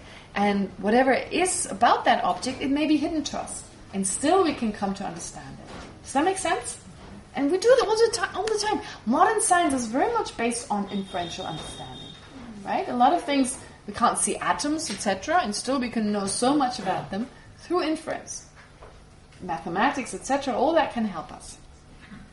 So even before people built rockets to go to the moon, they knew the Earth was round, the planet was round. And it appears as if the sun rises every day, right? So it seemed always that the sun was rising. We still use the words, the sun is rising in the east. I saw sunrise. We haven't changed our vocabulary. It's actually the Earth has moved. Basically, we should say, "Oh, the Earth has moved again," in that way. So now the sun is there. We still use the word sunrise. Actually, of course, the sun doesn't rise, and we know that through inference. Or, well, some other people did know, 400 whatever years ago, and eventually we can now prove it, and we can come to know. I mean, in our cases, I don't care. I believe it. I don't need to realize it. I haven't realized it. I have not used I have no direct experience of it. I haven't spent a few hours in a space rock and just been watching how the Earth is moving and how the sun is in the same spot. Plus, I've never been able to, or I've never been bothered to understand the correct reasons, to use inferential reasoning to come to an understanding. I'm just convinced, and that's good enough for me. Okay. So I cannot claim I know. I don't know. I'm just convinced. All right. Yes. So a common example for an inferential cognizer is a valid cognizer that realizes the presence of fire on a mountain in dependence on a correct reason. For instance, the presence of smoke billowing over the mountain. So on top of the mountain you can't see. When you're below, right? There's certain parts, like maybe it's like there's a rock face or something and the fire is right behind it. You can't see it. But you can see the smoke billowing above the fire. So based on that, this is a classic Tibetan example, mountain pass. Surely, in Tibet you've got lots of mountain passes. And maybe your family's up on the mountain and you don't know where they are, and and then you check, oh, there's smoke. Oh, there's a fire, therefore they must be there. Okay. So I use the firewoman's example of the house. It depends on the correct reason or syllogism. On the mountain there's fire because there's smoke. The inferential cognizer realizes the presence of fire on the mountain. It's a logical syllogism. We use it all the time. A is B because it's C. We just don't call it syllogism. Okay.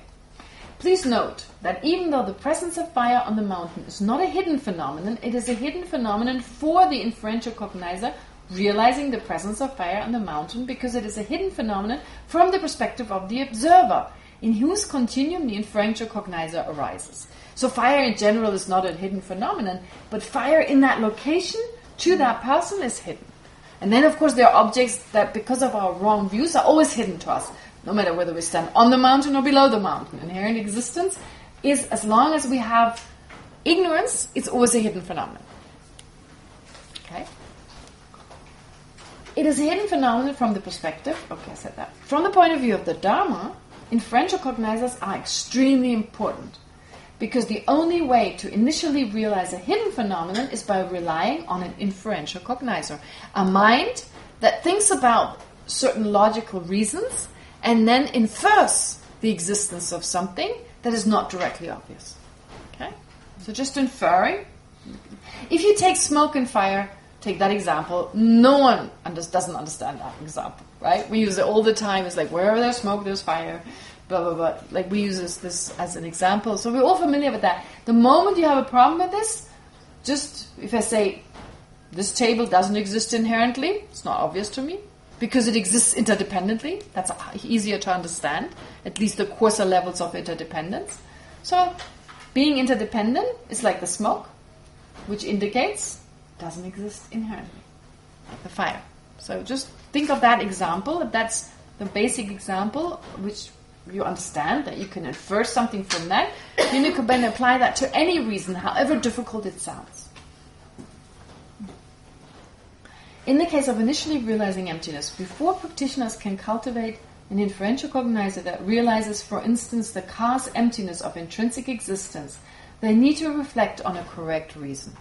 So you need to reflect upon this, the relationship between the reason and that what you try to prove, etc. They may, for instance, reflect on the following reason or syllogism. The car is empty of intrinsic existence because it is dependent arising. Right? And then you think about it over and over. What does that mean? It's not just you just think about it once. It takes some time. So this is a simplified version of what actually happens. Reflect upon it. Is whatever is dependently arisen, does it lack inherent existence? Is the car dependently arisen? Okay. All right. Being dependent arising is the correct reason in dependence on which practitioners eventually cultivate an inferential cognizer that incontrovertibly knows that the car lacks intrinsic existence. I should say, it's not for everyone the same. This may be a correct reason for one person, and there are other reasons. The fact that phenomena are changing all the time, subtle impermanence, that is a strong indication that they can't exist in and of themselves, because of course changing all the time, there's nothing solid there. And again, they change in dependence on other things. So there are many reasons, of course, you can give. But dependent arising is said to be the king of reasoning. King of reasoning for many different reasons, and definitely for the reason that it's very effective. Similarly, in dependence on the syllogism, sound is impermanent because it's a product. Sound, right? Sound or a car or a table, that is changing all the time. Why? Because it's a product of causes and conditions. It was produced by certain causes and conditions. So it's dependent on those, and it's in a constant flux. It itself becomes again a cause of something else, so it's constantly transforming. Okay, great. 34. Lunchtime now, and we'll continue after class with some questions for you to have the opportunity to ask questions. Enjoy your lunch break.